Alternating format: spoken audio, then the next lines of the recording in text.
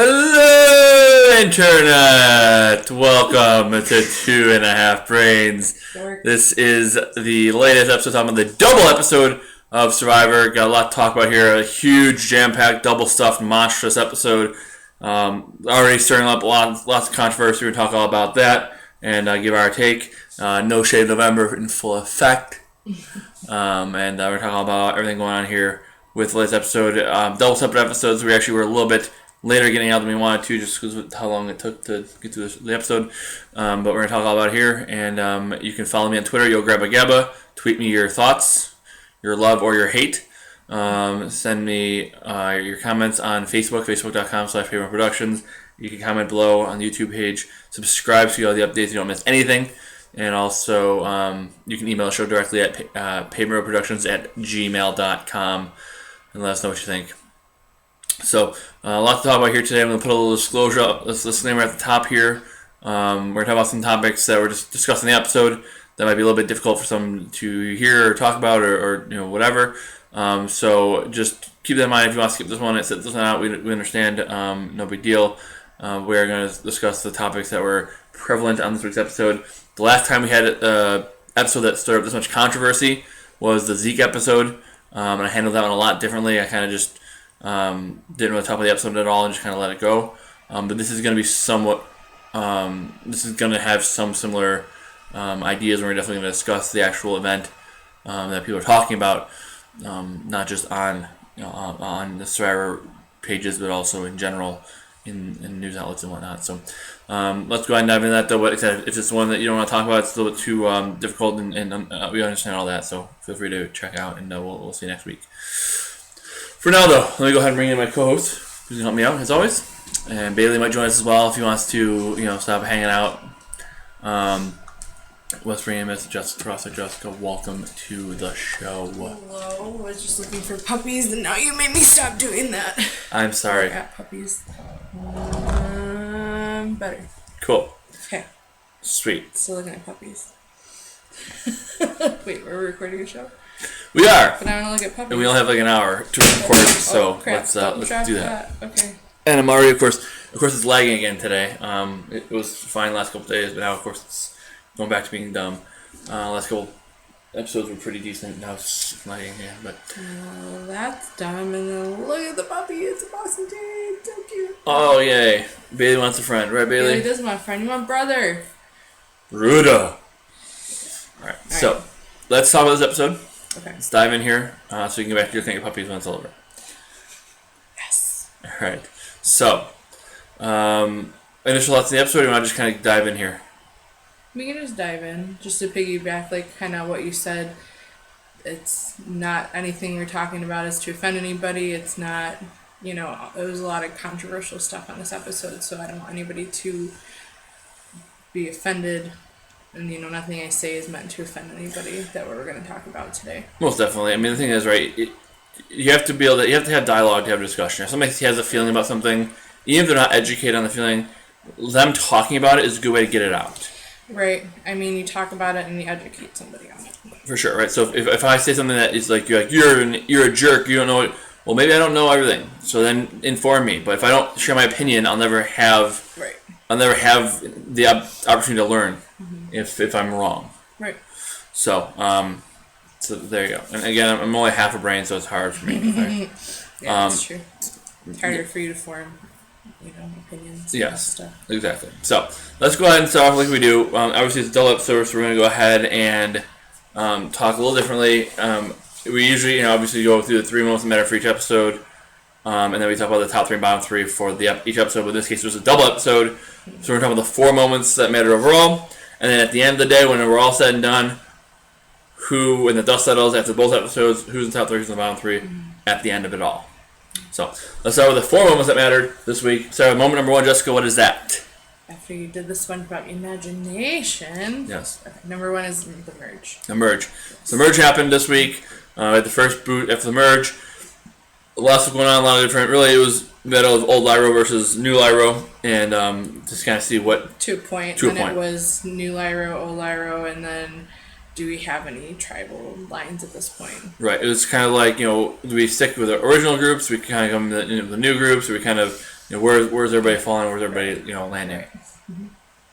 Wasn't as clear as staying with their old tribe or new tribe or anything. It was a lot, as to be expected, more chaos. Yeah, and I think those are better, right? I hate when it's when it was. I mean, and again, don't begrudge anybody playing the game the way they want to play it, right? I mean, if I came in and I had 8 members of my old tribe and 3 members of my current tribe, and I was good with my old tribe, why would I not run that down to the end and win the game? Well, everybody gets so offended when you don't want to work with your old tribe once you're all together again. Like, you've made new alliances and everybody else has made new alliances, or you didn't, but it doesn't mean that they have to work with you anymore. Right, and the thing is, right, everybody needs to make the decisions best for themselves and best for their own game, and in some cases, sticking with your old tribe and having boring television is best for your game. Right. It's just the way it is. Right. Luckily, in this case, it seems like most players are kind of trying to switch things up and kind of have a dynamic, lots of flipping back and forth, some of that, and that's better TV. But if I'm a person, if I'm a Kim Spradlin, I'm running the game, or if I'm a Boston Rob and I'm running the game from beginning to end, why would I screw that up just to entertain this crowd? I don't care about the TV. I want the money. I want to win the money. So right. So the merge it looks like it's going to be pretty interesting. It looks like there's a lot of options and a lot of different places people can go. But I also feel like probably the person who had the most connections went out first. So which is kind of surprising. Yeah. That usually doesn't. Usually it's a consensus easy vote. And that's why I thought it was headed. But we'll talk about that a little later. Any other thoughts on the merge?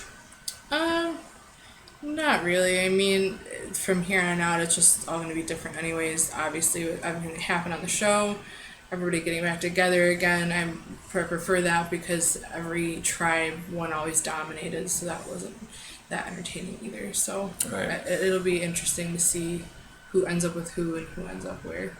Right, and it's definitely, I love to see it when it's, again, not just one tribe running it from beginning to end, and there's some fluctuation, and it seems like the producers try to do as much as they can. They have had 3 or 4 swaps, and this is the first time since season 29, first time in 10 seasons that we haven't had a 3 tribe format at some point. But they like to do that. They like to kind of mix them as much as they can, so everybody's meeting everybody and kind of forming different connections, and so it's not just old tribal lines at the merge. Right. And they really didn't do a whole lot of swapping this time, but they left them in the original tribes a little longer, and then they swapped them and they kept them in those swapped tribes. So, different bonds could form. Yeah.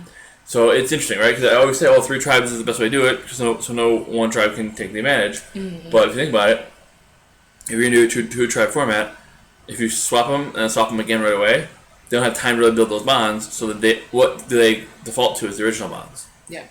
So in this case, they had bonds they formed at the beginning, and then the second swap they had the time to do that again and kind of build those bonds again. Maybe a little different. Absolutely. What's next? Well, production intervention. Moment that I have number 2 is production intervention. There's one time I remember in Survivor history where a producer's voice was heard on TV. And that was the Paul Wachter medical situation on Survivor Millennials Gen X. Of course, also there was the near triple medical evacuation in World and Korong when they had 3 people have medical issues at the same time, and they had to rush. They had all the camera crew out there give people water, and it was ridiculous as well. But as far as actual producer speaking on camera, because that was the doctor speaking on camera. The actual time, only time I remember hearing that was when Paul fell down or was laying down, and the producer said, "Oh, let me go get medical," and you could hear the producer say it on TV. That was really the only time I can remember. It's very rare that because they're talking to the camera, right? But they're talking to somebody, right? Well, obviously. Right. They're talking to a person who's asking them questions and things like that. Right. And you don't usually see that person. That person usually just says what they have to say, and then the person responds. But this time, the actual producer was actually speaking back to them, and actually, you heard that, and that was a very rare thing to happen on Survivor. Right. Well, we don't see the whole thing. Obviously, we don't see everything that happens. And Kelly was really upset about Dan, and he said that if it's inappropriate and it's something that you think a stop should be put to, we'll have a talk with them. We can get rid of him, whatever. And obviously, something either happened or they just see how upset, how much she was affected by it, that they were gonna intervene with it. I almost wonder. I mean, it feels like either Kelly was the first one to say it to the producers, right, in the confessional. First one to kind of make a big enough statement about it. Major statement, because it was mentioned before. Right, but the order is not clear, right? So then maybe she was either the first one who kind of like and said a lot more than we heard, or she was the fifth one in a row to say something, and that could be it too, right? I mean, that could be that she was. There was a lot of people saying now hey, now this is the pattern. What's going on? I feel like she was the most upset, and she's been saying it since the beginning, though, because she was in the tribe with him first, wasn't it? So yes. I mean, more people had mentioned it. I don't think everybody was as upset as she was. Right. So we don't really, we don't get the full story. We'll never know the full story unless something happens or somebody says something. But something happened that made her very upset and was bothering her, and obviously more was said that we didn't get to hear about. And as I said, you know something strange, especially when they put the viewer discretion thing at the beginning of the episode. Right, and something was happening, yeah. Right, and then the producer responds, and they had the words come up on the screen, right? They had to talk with him. They had to talk with everybody. Yeah. So there was definitely usually the goal of the producers is to not be involved in the show and just kind of let it happen and just you edit it and maybe kind of explain things, but not be a part of the show, right? But this episode, there definitely was more to that. That the producers were definitely involved in the show this time, no doubt. What anything else you want to say about that or no? Let's shift the camera. Sorry, I'm just trying to cut this me lag. out. I know. Okay, I'll talk off screen like this. Yeah, you're the producer. I'm the contestant. No, but I'm trying to get this to stop lagging. That's what I'm doing. But. Yeah, I know. Anyways, so what? Anything else you want to talk about the producer and actor, or can I save it to our? Kind of save it. There'll be a little bit more we're going to talk about after. What's next? Wasted idols. So there was some idols wasted this episode. There surely was. So Kelly knew that at the merge there's usually another idol that's hidden. So she went out at the merge and found another idol. She found one at the beach right after it was played by. Who was played by? The beach. It was Jamal played it for Nora. Jamal played for Nora, correct. Mm-hmm. So then she found that one, and then she went out looking for another one and found another one. Mm-hmm. So she went out and found two idols, and she had them in her pocket when the vote went down. And not since James Clement has somebody gone on the game with two idols in her pocket. Mm-hmm. So that was pretty ridiculous. What else? No, you said it all, dear. Well, then there was another one though too, right? There was another idol that was found. Oh, yeah, that was one that she found. No, there was another one too. That she just found it before the vote. No, there's another one before that. So when the votes went down, Janet found an idol, and she played it on herself, and didn't need it. So there's 3 idols wasted this episode. Oh, well, that's true. Because Janet found another one. Yeah. So Janet found another one, and wasted that one as well. So that was the other part of it. So not only were Kelly's, she had 2 idols, didn't use them. Then Janet found one, played it herself, and didn't need it. So 3 idols wasted. We'll see how many go back in the game. I'm thinking probably 1 or 2.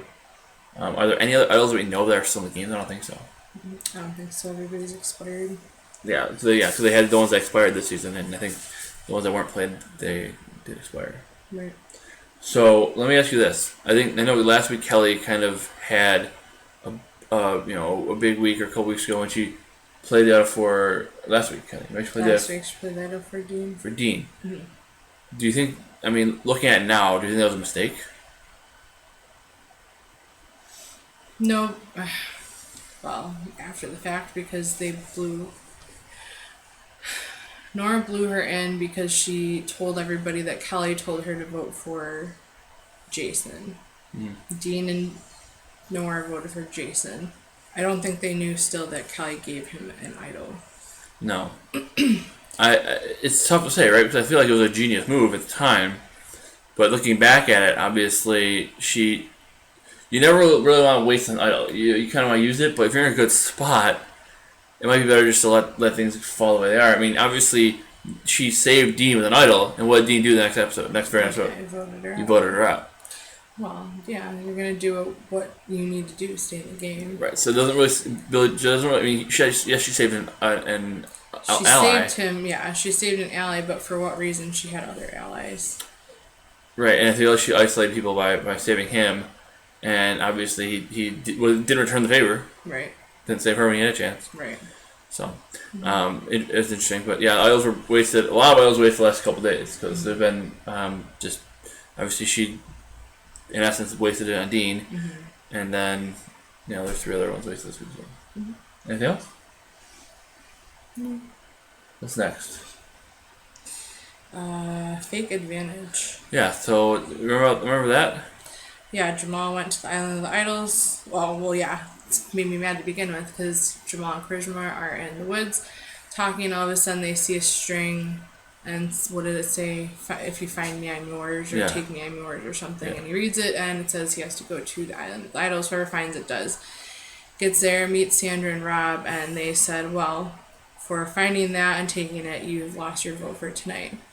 But he was given a parchment and a pen. He was able to make a fake idol for someone that he was able to give it to when he got back. So he gave it to Dean. Yeah, so he basically was able to come up with. I don't remember if I don't think you saw the seasons of the Legacy Advantage. Yeah, dude, Oh, you because they did. reused it for Ghost Ghost Island. Island. You're right. So Ghost Island, yeah. So he made a Legacy Advantage, which is basically just an idol that you can play at a certain point in the game. Right. And they made it for. He got to give it to her, and he could. Right. Well, he said that he got this, but he had to give it to somebody else because he said he lost the game because he lost his vote or something like that. He told him that he lost his vote because he said he had to give up his vote in order to play the game, and he played the game and he lost his vote because he lost. I'm pretty sure he said he won though. No. I thought so. No, I don't think so. I remember, or maybe he said he won. Yeah. He had to give up his vote so he could play, and he won the Legacy Advantage, and he had to give it to somebody else. That sounds what better. he said. Yeah. Yeah, that sounds closer. Either way, so he has this advantage, and he has to give it to somebody. He gives it to Dean, but he didn't. It wasn't even a Legacy Advantage. He won basically a blank parchment.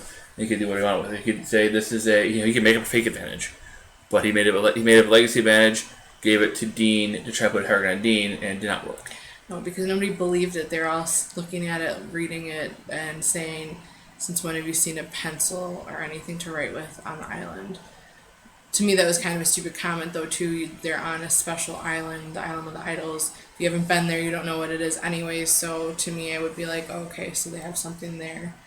But I guess it's just a little far fetched from how the episodes have been in the past. Right. It was interesting. I mean, it was dumb, but it was also kind of astute. Because think about if he wins this thing, it's the Legacy Advantage.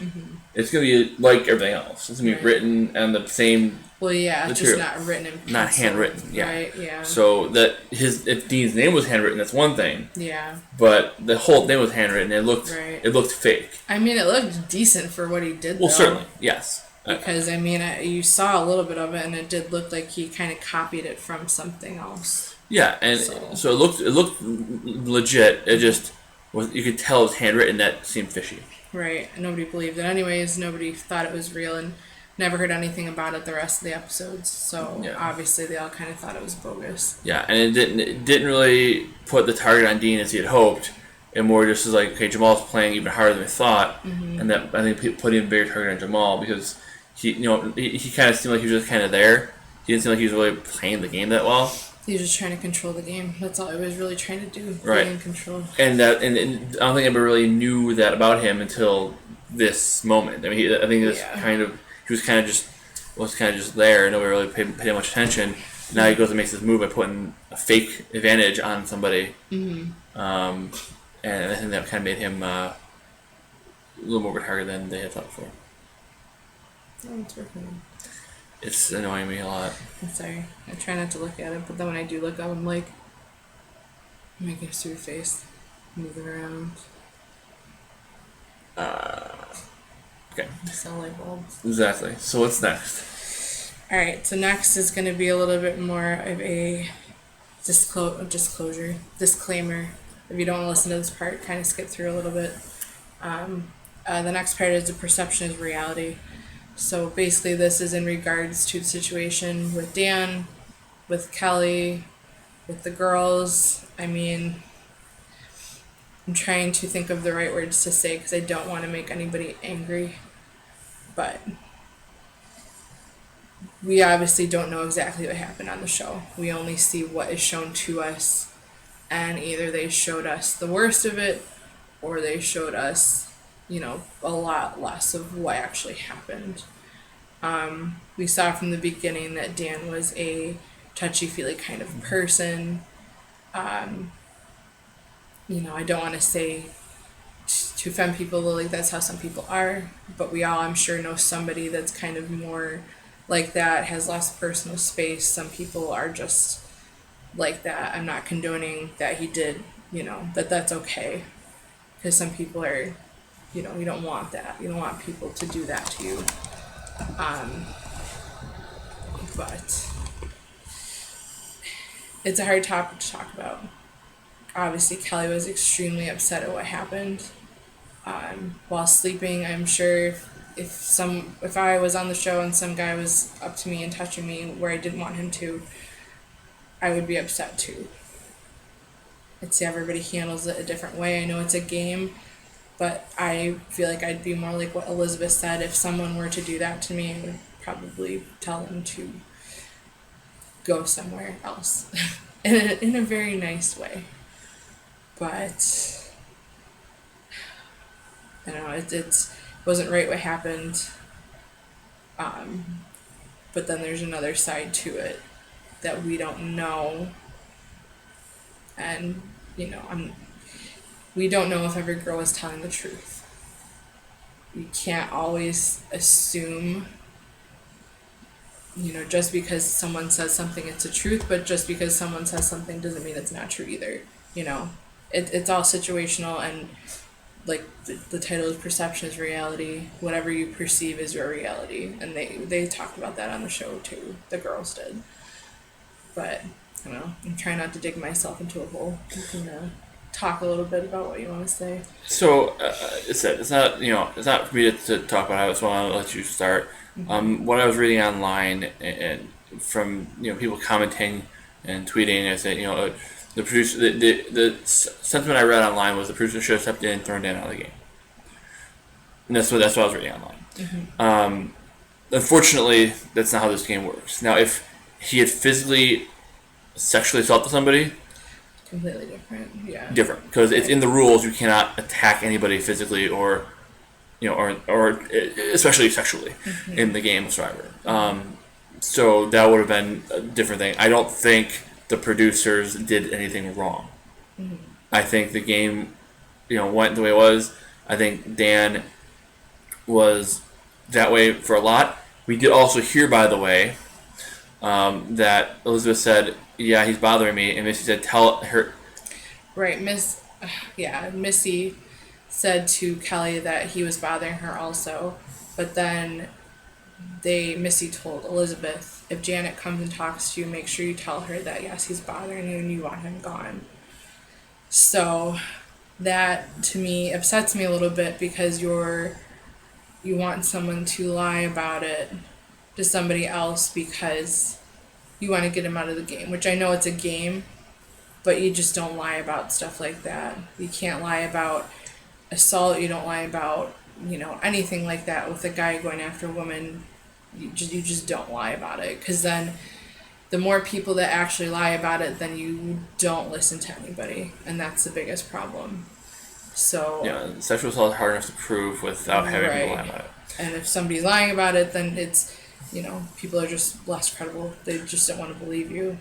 And why would you want to ruin someone else's, and I'm not, with the show, but even in general in life, why would you want to ruin someone else's life by lying about something like that? It just doesn't seem right. And I know, like what you said before, Elizabeth said it was bothering her, but if it was bothering her to the point, if it was really, really bothering her, she would have told him to pound sand. Right, and she actually said he wasn't really bothering her, because he asked them later on, and she said, I sleep with you in the bungalow. She's like, if I didn't want to, I wouldn't. And Missy said it too, but I believe Elizabeth, because obviously she said in confessional that he didn't really bother her and she would take care of it if he did. So it seemed like there was a lot of, power of suggestion. Missy and Kelly bonded over it, Right. and then Elizabeth said, yeah, he's kind of like that too. He's kind of bothering me a little bit, but also it wasn't, it was like one of those things where it's like, yes, I agree that he's bothering me, but also I'll handle it myself if it becomes something I need to handle. Right. So all I want to say on this topic, and I'll leave it alone. You can say anything else you want to say. Perception is reality. Isn't anything else. If Dan was, let's say, Aaron, Studley Aaron, and he was hitting on Kelly, or Dean was hitting on Kelly, or whoever, some young, attractive, fit guy was hitting on her, or putting his hand on her, or things like that, would the perception be the same? Would it be perceived as this creepy older guy who's out of shape is hitting on me and putting his hands on me, or this young, sexy stud is putting his hands on me? Right. Is that the same? It's not. It's not treated the same, and I talked about that during the episode, during commercials. With that, it's not. I don't condone a guy doing that. Any guy, young, old, doesn't matter. But when you're saying it's okay for a guy to be all over you that's, I guess, younger and hotter, I don't know. There's so many gray areas with it. Like, I understand if you're attracted to them and everything else. And there could be a young guy that does it too that you don't want them to either. But I just don't think what they did on this show is really a good thing to be watching right now with how society is. That just kind of showed that obviously Kelly was really upset, but the other girls weren't, and they were willing to lie about it to try and get him out of the game, which is terrible. That kind of killed me a little bit to listen to that stuff. To maybe play it up a little bit more than it was, and so again, and I'm not gonna say that anybody was right or wrong. What I'm gonna say is whoever was perceived, I believe Kelly firmly believed she was being attacked or singled out, whatever. And honestly, she may have been. Mm-hmm. And Dan may have been creepy. He may have been doing things that he shouldn't have done. And honestly, it seems like a pattern with Dan a little bit. Yeah. So he may not even realize what he's doing. He may not have intent behind it, but he certainly has that kind of thing. He certainly is that. Seems like is that kind of person. And it not that he's necessarily a bad guy for doing that, but maybe that he just doesn't understand that how he comes across. Right. Like I said, personal space, boundaries. Not everybody has the same boundaries. The one situation that she brought up is they were walking on the beach and she said she's got to wash her hair later because it's really greasy, and he goes to reach for it. Now, to me, if someone did that to me, it wouldn't exactly bother me, I guess. To me, it's kind of a more, I guess a normal thing, because if someone says to me like, oh, my hair's so greasy, I'd be like, oh, no, it's not, you're fine. But to somebody else, they won't like that. So you got to know where your place is, And everybody's different. And so it's one of those things where you're trying to play a social game, and you've got to understand that they don't want you around them, And for the women's perspective, right? If Elizabeth was, or Missy or whoever was not like, they said Janet was kind of the mother keeping them all safe. Mm-hmm. But if Janet wasn't there, and this guy who's being more creepy because Janet wasn't there, and now they don't want to say anything because they're afraid of him, that's a bigger deal. Correct. Right? Because now he's intimidating them, and they can't step up and say, yeah, leave me alone, because they're afraid something will happen. Right. So there's so many different perspectives here, so many different ways to look at things. From the victim perspective, from the person who's, if Dan is being wrongly accused, that's a problem too, right? So there's so many different areas you can look at, but everybody's perspective is their own reality. Mm-hmm. And the fact is, however you see it is how it is. Nobody sees themselves as the villain, right? You look at even TV shows, whatever. The villain doesn't think they're the villain. Right. The villain thinks they they're doing the things the right way. So if Misty said this, hey, they're all piling on Dan. Let's pile on Dan and get rid of him. Mm-hmm. Or if Kelly's feeling like this guy's sexually assaulting me, I gotta get rid of this guy. But then she turned it to, well, let's get rid of Misty because Misty's a bigger threat. Mm-hmm. The bottom line, everybody's perception is their reality. Mm-hmm. If things are happening a certain way, that's how they see it. Right. And that's what's real to them. Right. And they see it as this guy's doing this girl's doing this. That's how they see it. And it's very, and even in society today, look at the political spectrum. People see things the way they see it. Mm-hmm. And you can give them all the evidence in the world of something happening, or all the evidence in the world of something not happening, and they're still going to believe what they believe. Right. right? And it's because their perception of how they see things and what they believe and their biases is their reality. You know, whether it's, you know, race, gender, occupation, religious creed, any of those things, whatever shapes somebody's you know, belief system, that is what they believe, and that is their reality, regardless of it. Right. So you can't really necessarily change somebody's mind. Right. So, come all the way back around to that. In society, there often isn't a way for somebody who's being abused to necessarily stop it. No, cut the person off who's abusing them. Right. In society, a lot of times, if somebody's being continuously harassed, they can go to their boss, maybe they can go to somebody else, an attorney, whoever, to try to help protect them, a significant other. In Survivor, you don't have that. You have something else. What do they have in Survivor? A vote. A vote. So if Dan was as bad as they're saying he was, again, don't at me. If Dan was as bad as they're saying he was, why not vote him out? They had plenty of opportunity to get rid of him. Everybody was on board to do it too. And don't say that their men weren't allowed to happen, because there were more women than men. The women outnumber the men. Jamal was on board for it. Was on board, and I think it was for this. It was for the second one. I think, anyways, the second vote out. Yeah. But he would have been on board for the first one too. Absolutely. Everybody kept saying he was the easy vote. So I 100% agree, because they had the power to get rid of him. And just to bring up, I guess, one more part of it is, thank God for someone like Janet, who was being the mother, who was looking out for them, because there's not a lot of people that would do that for somebody. Most definitely. And I kind of get a little bit emotional, so I don't want to go too far down this line any further than I have to. But yes, it's a tough thing to talk about. I mean, obviously, you know, us here talking about it, it's difficult. And, you know, it's possible we might have to pause the show to kind of recompose ourselves here. But the fact of the matter is, you know, this is not an easy thing to talk about. And, you know, Janet may have, honestly, we'll talk about it, may have blown up her own game to try to protect these girls. And at the end of the day, Janet made the decision of, hey, let's take this guy out and protect these girls. Everybody else made the decision of, let's take out a threat instead of taking out the easy vote. And honestly, the last several seasons, the first vote after the merge has been the easy vote. Let's get a consensus, get everybody on board, then we'll battle later. It's been the easy vote this entire season. Correct. And so they had the decision. They could have said Dan, let's get rid of Dan. Right. But they decided, no, we'll keep him with us because he's a number. Mm-hmm. And we'll go. And honestly, if he's doing this, he's creeping everybody out. He's not going to win anyways. So who cares? Why take him out? Why waste a vote on him? Well, right. Why so lose a number? It's that manageable that they're going to just keep him around.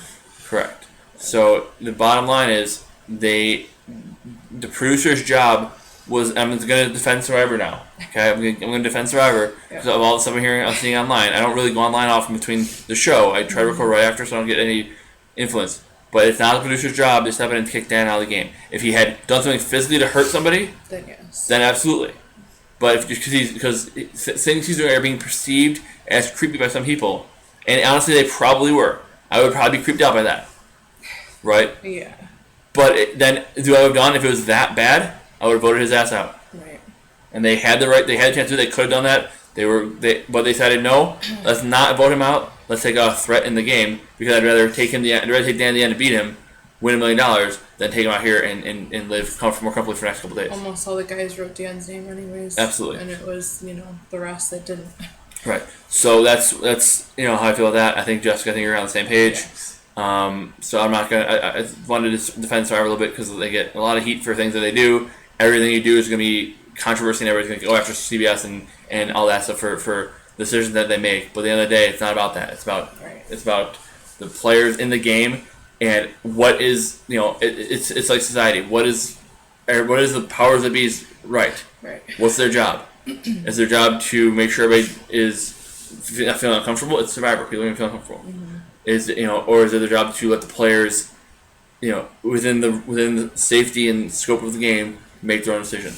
Survivor tries to let people do their own thing in the game, play the game they want to play it. They really don't give them a whole lot of strict guidelines. Uh-huh. In this case, they found out, they interviewed everybody. They didn't find anything that was like, we have to pull this guy because he's a crazy predator. Yeah. So they let it go. And guess what? There are a lot of white male, straight male producers. There also are some female producers. And they were in on it as well. They were in on the interviewing. Mm-hmm. And if they would have found something that was like, yeah, this is egregious, we need to pull him from the game, they would have. Right. They didn't find that. They said, okay, well, everything always comes out in the wash at the end of the day. And if Dan is really doing this and being horrible, they'll vote him out. Or they'll take him to the end, he'll get no votes, and one of them will beat him in the end and win money. Either way, the women are going to get the revenge because Dan's not winning. So either way, a woman's going to get the revenge. Right. So whether it's him getting voted out or him going down and losing, that is up to the players to decide what happens to him. Right. It's not up to the producers. Right. And the players made their choice, and we'll see how it pans out. Yeah. I mean, to end it, I'd just say we're not attacking Dan, we're not attacking the girls. We don't know anything, we just know what's been shown, and not going after people in, regular society or anything like that. It's just conversation that people don't really have, and this kind of brought it up. Right. And we're seeing a 42-minute edited program. Huh? We're seeing a 42-minute edited program. Yeah. We're not seeing 72 hours of what actually happened. Right. So keep that in mind too. We're seeing what we saw, and that's all there is. Right. That's all there is. Right. So, but that's kind of what we took from it. And if we're wrong, great. Tweet me and tell me you hate me. That's fine. Twitter's kind of a cesspool, anyways. So let's go ahead and move on. Then there's a double who did not survive this week. Correct. So let's talk first about Kelly. Why did Kelly not survive? Kelly did not survive. I mean, just in general, she's a really strong player. Obviously, I thought she could go to the end and pretty much win this, and obviously not anymore. She did have pretty good ties, but I think everybody was kind of not trusting her after Nora saying that Kelly said to vote for Jason. She just kind of put a target, because everybody was saying they believed her, or no, it was not everybody, it was Janet and Jamal. Kelly went and talked to Janet and Jamal about the reasoning, and Janet said she believed her, and Jamal said not really. Right. So, I mean, a little earwig in his ear kind of, I guess, changed all that. I mean, she is a strong player, so. Yeah, so I thought, you said who's the top three players with a chance to win. I thought Kelly was maybe number one, the shot to win. But if I can see that, so can the players. Right. And she was a major threat. There's no doubt in my mind she could have won. She may have made, unfortunately, based on the situation, an emotional decision. Right. But instead of following through with that, her best bet, honestly, when you're a threat in the game, ask Zeke Smith about this, by the way. When you're a threat in the game, you're like, now I'm in control, now let me take out somebody else, that's when you lose. Because you're like, hey, I'm a big time threat, I have just taken over, I'm taking control of the game. When you take control of the game, the best thing to do is relinquish control of the game. Yeah. Because now, if you make a move, and then you make another move, and then another move, now everybody's seeing that, and now you can't hide anymore. Right. And now you're the next one to go. Right. So Kelly, when she made that move, she made a really dynamic move, trusted Nora to keep her mouth shut, which is stupid. Trust Nora to have common sense, stupid. Right. To be able to think her way out of a plastic bag, stupid. But she made a good move. Her next move would have been, all right, now let's let somebody else make a big move so they become the target. If you make a move and then another move and then another move, she made a move to take out Jason, then try to make him another move to take out Missy. That's too many moves in a row. Let somebody else make some moves and fall back in the background for a little bit. Right. She got targeted because she was way too much of a threat. And that's what Missy lost. Right. Next person that lost. Moving on. Next person that lost. Oh, we've only got 20 minutes till the video's going to cut out. Okay. Who's next? Next is Jamal. Yeah, I mean, Jamal kind of went out. I feel like more with him, it's not that he was controlling the game. He was trying to control the game. Everybody recognized it every time he'd bring something up, like, all right, we're doing this, okay, done. No discussion, anything else.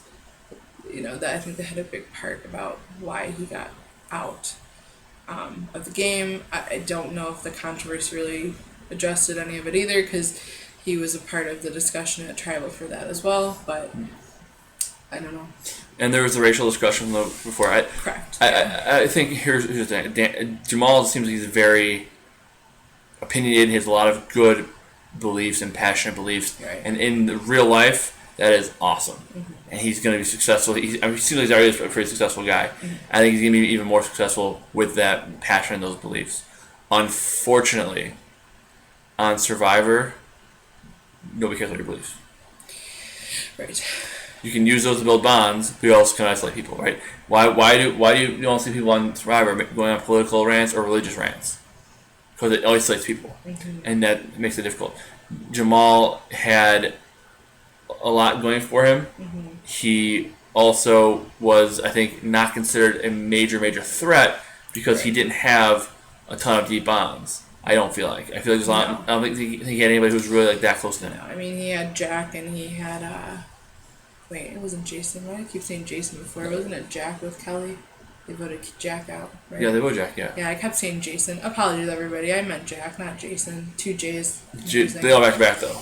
They So, were back to back, yeah. but yeah, But his yeah. only ties were Jack and Molly, and they went out already. So, he bonded with Krishma. He also bonded with Nora when he gave her And the Janet. idol, and Janet.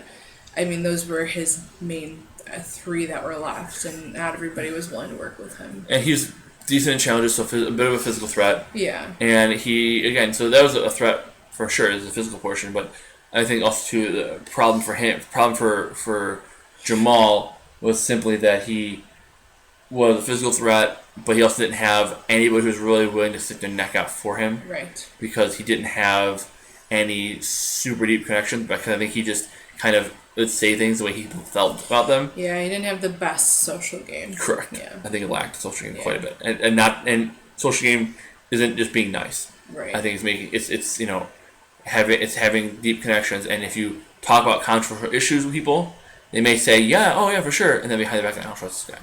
Right. Because they may not believe what you believe, and Right. you can't just say that kind of stuff on the island and expect people to just So it's obvious that he didn't have very close bonds with everybody, and I think they got to the point where nobody's really willing to stick their neck out for him, and, Right. and I think that's why Jamal lost. I agree. Let's go then and talk about then the top three, bottom three. Start with the bottom three, and this should be pretty decently quick because a lot of them are kind of related. Right. To everything we talked about Correct. already. Yeah. Who is in the bottom three? Who's number one? Number one is Janet. Janet. Yeah, and this hurts a lot. It does. She's a great person. She's a great player. It's just unfortunate. I would say she trusts the wrong people, sort of. Yeah, it's just hard to not trust them based on what they were telling her. Not to get back into it, but that's what she did. She stuck her neck out for them, and they weren't all being honest with her. She was, they basically, Missy and them played Janet, said, let's take out Dan. That changed, and instead of going to Janet and saying, hey, Janet, we're not going to take out Dan anymore because everything we said is, kind of up in the air. Right. So they just kind of let Janet continue to believe it. So when she voted out Dan and everybody else did, Janet made a decision outside of the game to take Dan out. Yeah, and you just feel for her, though, after all of her confessionals about talking about, she knew she was doing such a good thing for the girls to be on board to, organize this to get rid of him, and that hurts me for her.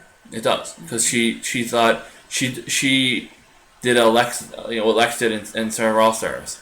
Lex said he went to Rob, who was his friend, and Rob said, please save Amber, don't vote her out. And Lex said, okay, as a friend, I won't do that to you. I will save her. I'll vote out one of my people. I'll lose a number, but it'll help us going forward. And Rob said, thank you, and then stepped him in the back. And even like when Russell was talking about how he lost his dog in Katrina, and he was never in Katrina, right? That he got people to build bonds with him, and he took something outside of the game and brought it into the game, and influenced people's vote. And so Janet blew up her own game to try to get rid of this guy who was Perceived as this villain who's being a bad guy, and she was fine with getting rid of him because she was protecting her allies, but her allies weren't necessarily really her allies. Right. So now she's left holding the bet. She's the one who's pointing the fingers at Dan and going after Dan, and they outmaneuvered her. Right, and Dan's one of her allies anyways. He was. But now, he was. Now, not anymore. Not anymore. Right. And that's a tough break for Janet, for sure. Number 2, Charisma. She lost her pretty much main ally in Jamal. I mean, she's still got Janet left, but Janet's not in a good situation either. She has Nora too, but Charisma's just not in a good place anymore. She doesn't really have many, bonds. She's nowhere to go. She's just not good at the game. She's not good at the social part. She's just kind of sitting there and waiting, which is terrible. I had so much hope for her in the beginning of the show. I did too, and I think the thing is she doesn't. She's very passive. Yeah. She's not stepping up saying this is what we're doing. This is what we're doing. She's not taking control. She's had opportunity. She doesn't. She can't do that now. She doesn't have the chance now. Right. But she had opportunities in the past to influence her own game going forward, and she didn't do it. It's just crazy though. She's a lawyer, a passive lawyer. It doesn't make sense. I guess you can be passive, not in court, but really brutal in court. But to me, it's like most lawyers have a type of personality that they have constantly. Yeah, and it's very strange that she's just kind of sitting back, not doing anything, and now it's too late. Yeah. Now she just, she was in a bad spot. She got swapped to a spot that was even worse, and then she emerged, and it was a new breath of fresh air, a new life for her, and now she's back to where she was. Right. And it's really unfortunate. I think she may not go next because she's not that big of a threat. No, they're gonna take her for a little while until it's down to the nitty gritty, or she may make it to the end just because people know that they can beat her. Yeah, it's tough. It's unfortunate. The thing is, she's a lawyer, so she could maybe speak at the end and say this is all part of my master plan. Right. But I don't think it would buy it anyways. No, I don't think so. Who's next? Next is Nora. Nora. So why is Nora here? Nora in the bottom. Yeah. In general, she's just usually in the show on the bottom. She's got very little allies as well. The bottom three honestly are allies together, so they're all in the bottom for a reason. Yeah, and Nora voted. Nora voted with the majority, at least in the first vote. She did. And Nora, when she was put on this, she's just not good on her feet, right? When Kelly was like, or they're like, who else voted for Dean? Oh yeah. She should have just shut her mouth. Yeah, she said it, but what she could have said, like you said, it's him or me, or she should have said, who was it? Who did I say? I had a good point, now I forget it, because I said instead of saying that Kelly said to vote him out. Oh, Jason, or Jack. She should have, yes. No, not Jack. Jack is the one who voted out. Jack voted out. She should have said that. Dean, maybe? I don't know. Oh, Dean, yeah. She just should have said that Dean told her to vote him out. She didn't have to say Kelly to blow it up. Right. I don't Yeah, Dean. Yeah, you're right. Dean. So, and that's what I was saying. I was saying, if Nora's smart, well, she isn't, but if she was, she should have said, hey, look, I thought it was possible Dean had an idol, and he said he was voting for me. So, if Dean plays his idol, and all the votes for Dean are canceled out, and there's one for me, I got thrown on somebody else. Right. So it's not me. Right. I threw it on Jack, and then he also threw it on Jack. Right. So I thought it was Dean who was going to vote for me, and I'd be gone. So he threw it on Jack, and I didn't know he was going to, but I had to throw it on somebody. Right. You can't throw it on Dean, because if you think he has an idol, why Correct. would you vote for him? So you wanted to vote for somebody else. Correct, because it's been the dagger's been gone forever and forever. If you're the other name, you better throw out another name. Right. If it's hey, it's gonna be either Dean or you. Okay, well, if Dean has an idol, it's gonna be me, so I don't want it to be me. So let me throw somebody else out there. Right. And that's what Nora should have did. Right. Instead, she blew up her spot with Kelly. Kelly doesn't trust her anymore now. Kelly can't work with her. And now she finally, after the entire game of butting heads with Jamal, they finally got on the same page, and he's gone. He's gone. I know. So she is just, and the thing is too, she's like one of those people. She's like, all right, you're weird, shut up. But she's not really a threat either. So I think she honestly could be okay. Yeah. But she's not winning. She's definitely she's not just winning. staying in it for a little while. So, the stinky fish. Yeah, it's down to 2. Down to 2, and the winner pick is gone. The rotten coconuts are down to 4. Winner pick's still there, but winner pick isn't going to win. And the Who Wants Crabs? still has 5 strong. The winner pick's not going to win, but odds still are. have 2 other really strong players that For sure. can win. So, and we'll talk about them possibly come up here in a minute. Yes. But that's it for the bottom 3. Let's talk about Yes. the top 3 as we wrap up for the day. Okay, top 3. First one, Who's number 3? Aaron. Aaron's number 3. Why? Obviously, because he won 2 individual immunities in the back-to-back episodes. So, strong player, strong at challenges, which is also probably going to be a problem for him going forward. Certainly. When it's time to flip on their own allies, he's going to be target numero uno probably. Right. Because he's overtly strong in challenges. Making a big the discussion of the evolution of Survivor. Ben making a big idol play is greater than Chrissy's 4 immunity wins because the jury doesn't see Chrissy's immunity wins. Right. They see Ben's idol play. Right. So playing an idol is the biggest threat you can be. Right. Or biggest, jury threat you can be. Yeah. Second to that is walking with the necklace. I would say, I mean, the jury does see the necklace at least, but they don't see everything. Right. So they can see, and so they say, wow, he's doing great. He's winning all these challenges. Yeah. So yeah, you're from them.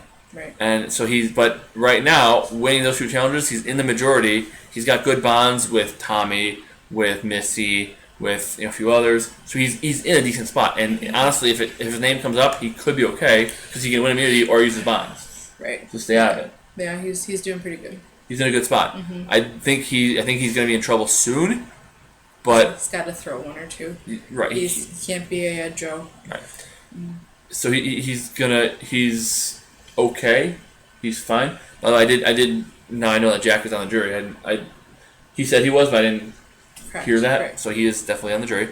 But I think Aaron is good right now. Mm-hmm. A couple weeks from now, We'll see. Yeah. I think he's going to be in trouble sooner rather than later. But for right now, just as things wrap up this week, I think he's in the top 3. Yeah. I agree.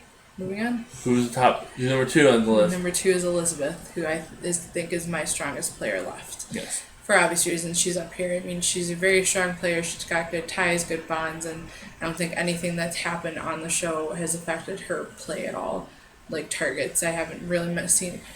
I haven't really heard her name being brought up, saying that she's a threat. We need to get rid of her because she's just sociable with everybody. Mm-hmm. She seems to have a good relationship with just about everybody. She seems to go with the flow. Mm-hmm. Doesn't seem to stick her neck out there too far. Mm-hmm. And she's not being shown in a villainous light at all. Correct. She's being shown as somebody who's likable. Right. She's good at challenges. She's strategic enough. Right. And I think she has. I think when the hammer falls on somebody from her alliance, again, I don't see it falling on her because she's not out front enough, but I think she's calling the shots enough from the back that she has a resume, but isn't out front about it.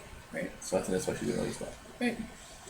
And finally, the top performer of the week is whom? Numero uno is Lauren. Yeah, Lauren. I don't think she's been number 1 for us yet. She was once. Was she? Okay. Yes, because I remember the first 3 weeks it was Karishma, Elizabeth, and Lauren, your 3 players for the first 3 weeks. Ironically enough, it's Aaron, Elizabeth, and Lauren, who is also all on my team. Well, the only ones left are on your team, so it doesn't count. Know. The only good ones left are pretty much on my team, so I'm in a good spot. So, yes. But anyways, Lauren has the flag. I don't even know. I'm thinking of stupid terms. She has the flag, but she is the one that kind of organized the vote to get Kelly out. She's the one that suggested it. She told Missy, it's your name tonight, and it's definitely your name. We need to do something else. She's like, well, what about Kelly? And surprisingly, her and Tommy turned on their first alliance and got rid of Kelly with everybody else. Yeah, so it was a huge move, and it worked out well for obviously for Lauren and them. She championed it. That's what I mean. Championed it. Yeah, championed it. Carried the torch. Yeah, exactly. Not the flag, the torch. Yes, well, but I can't torch is a different term in this. Such an old game, person, so. right? Seymour. Yes, Gertie. So it's the torch just means something else in Survivor. Yeah, but, I know. Torch got snuffed for Kelly. Right. So, but Lauren, I think it was kind of not sure which way it was going to go. I think Lauren pushed it in a direction that it's now rolling. Mm-hmm. She kind of gave it a little nudge. Now it took out. Now her move took out Kelly and then Jamal, and then we'll see who falls after that. I don't really think anybody realized it was Lauren that brought it up. I think if anything, it's going to fall more on Missy than anything about Kelly being voted out. Correct, and I think that's. I think Lauren is discreetly around the game. I don't know. Again, could Lauren win this game? Sure. Possibly. Sure. I have no reason why she couldn't. I don't think she's number 1 draft pick right now. If we redrafted right now, which we aren't going to, unfortunately. No, I'm not giving up my players. But hey, the 3 of us are doing basically this well in fantasy as well. Yeah, fantasy I know.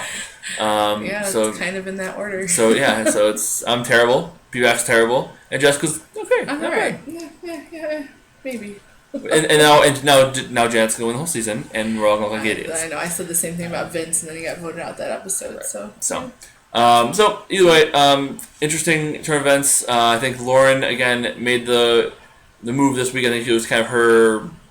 She made the play, and I think Lauren kind of slips into that Kelly spot of one of these 3 is gonna win: Elizabeth, Missy, or now Lauren. Right. instead of Kelly. So Right. I think she is in a good enough spot where she's not going to be targeted right away, but also I think she's not overtly a threat, but she also has a resume that she can point to at the end of the game. So. Right. Yep. Any other thoughts? I think we covered enough for today. We certainly did. Yeah. We talked about all kinds of things. Got a little emotional. Yes. And had some good, I think, good discussions. I'd love to keep this discussion going. Go ahead and tweet me, comment, post on the post here. Subscribe, like our Facebook page, facebook.com/Pavement Productions. You can let us know what you think. Comment it below. I'd love to keep the discussion going beyond just this video. You can tweet Jessica. Just T820. What was that? Just T820. Excellent. Just T820. So if you have positive things to say, send them there. If you have negative things to say, tweet me at YoGrabbaGabba. Other than that, you can again subscribe to all the updates. You can email the show if you have a long form thing that won't fit in the characters you have on Twitter. You can email the show directly at paperproductions@gmail.com. I'll get all that and we'll compile some feedback next week. I'd love to hear what you guys think. Tell your friends, share the post, and let's keep this going. Be good to each other. Be good to each other for sure, yes. Because guess what? Their perception is their reality, and however they perceive you is their reality about you. Mm-hmm. And however people perceive me is their reality about me. So keep that in mind as you go forward. Perception is always reality, and so don't give somebody a bad perception of you. Mm-hmm. Anything else? That's it. Maybe Bailey will be back next week too. Maybe he'll want to join the fun. First time for everything.